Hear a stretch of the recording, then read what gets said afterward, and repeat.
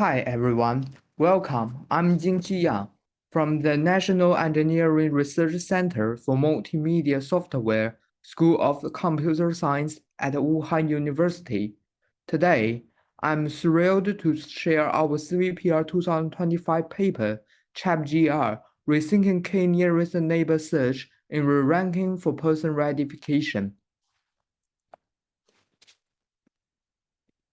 We will quickly go over the background, our motivation, then dive into our proposed Cheb-GR, and finally look at the experimental results.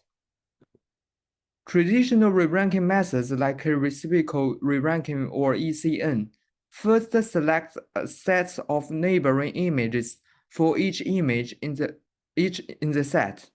Then they combine distance based on both raw features and these neighbor sets to get a more robust similarity score. More recently, graph convolution-based re-ranking has gained traction.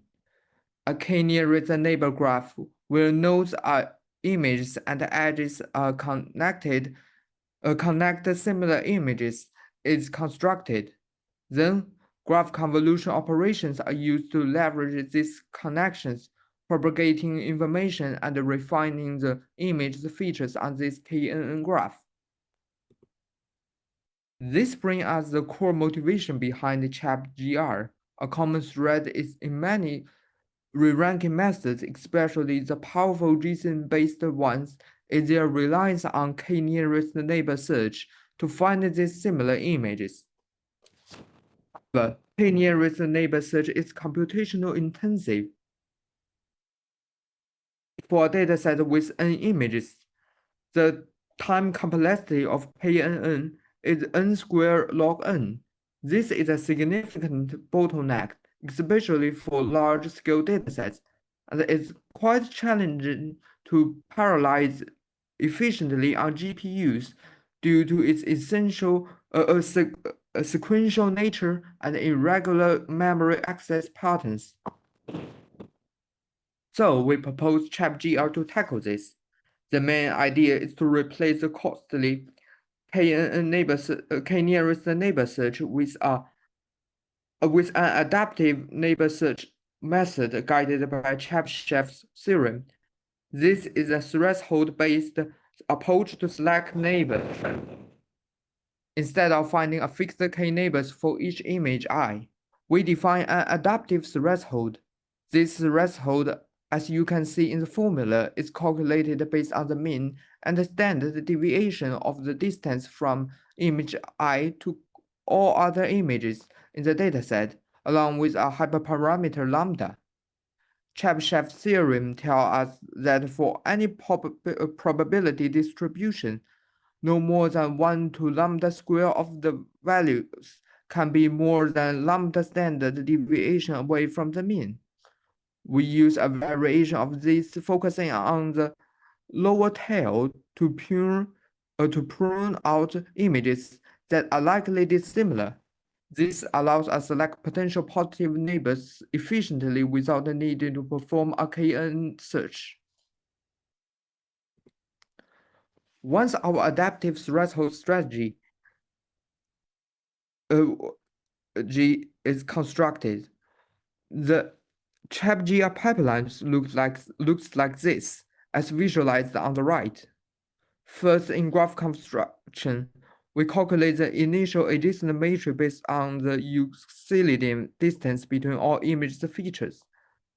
Then we rebuild the graph using adaptive threshold we just discussed. We disconnected the for each image I, we disconnected the image G whose distance from I is greater than the threshold I. Now, next, we connect this filtered distance into similarities to generate the final adjacent matrix. Finally, in graph convolution, we propagate features through this refined graph.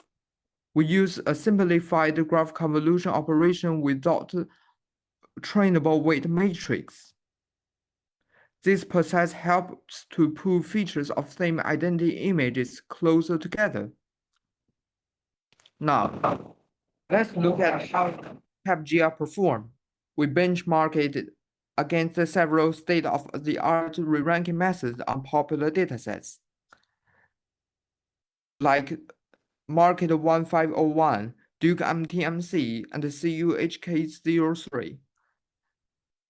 And the metrics like MAP, rank 1, MINP, and computation time is adapted.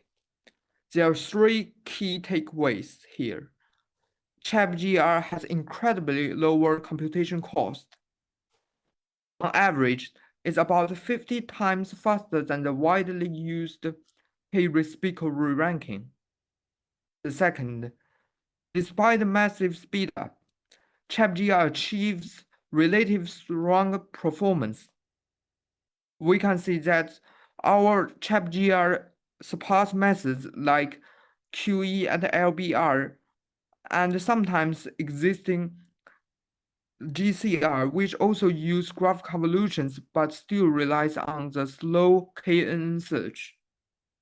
Finally, this makes Cheb-GR a very compelling solution for ReID, offering a fantastic balance between high accuracy and significantly reduced computational demand.